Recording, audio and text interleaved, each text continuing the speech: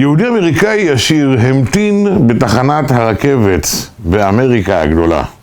היה מדובר ברכבות ללא נהג, והנה לפתע פתאום הוא מעד ונפל לתוך התעלה שבה אמורה לעבור הרכבת בעוד מספר שניות.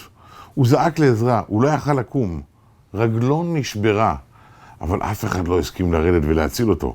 כולם חששו שהרכבת ללא הנהג שתגיע בדקות הקרובות או בשניות הקרובות תשמיד אותם יחד עם אותו יהודי.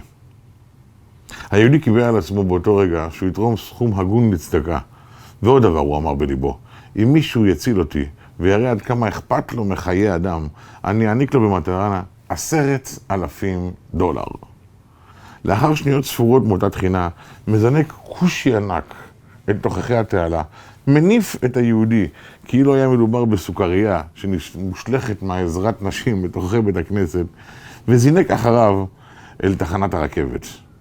היהודי ביקש מאותו אדם את מספר הטלפון שלו, ולאחר שהתאושש ניגש לביתו ושאל, למה סיכנת את עצמך בכדי להגיע להציל יהודי, אדם שאתה לא מכיר?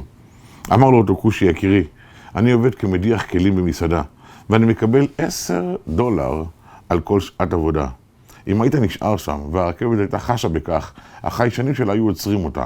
הדם שלך והעצמות המאוחות שלך היו גורמים לרכבת להיעצר ולעיקוף של לפחות 3 שעות. ב3 שעות הללו הייתי מפסיד $30. למען $30 הללו הסכמתי לקפוץ, להשליך אותך ולקפוץ אחריך. שאל אותו יהודי את מורו ורבו, האם אני חייב להביא לגוי שלא הראה יחס לחיי אדם יותר מאשר $30? את הסכום של $10,000 אותם רציתי להעניק לאדם שיראה אכפתיות מחיי אדם, אמר לו כבוד הרב לא ולא. הוא הוכיח במעשיו ובדיבוריו שמה שמעניין אותו היה $30 ולא חיי אדם. זה אומר שאתה יכול לעשות את המעשה הנאצל ביותר בעולם. אם לא כיוונת וחשבת נכון, הרי שביצעת פשע או לחילופין לפחות לא מצווה.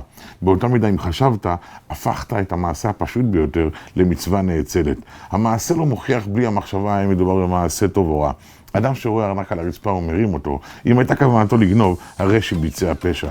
אם הייתה כוונתו להשיב, הרי שקיים מצווה. ברוכים תהיו.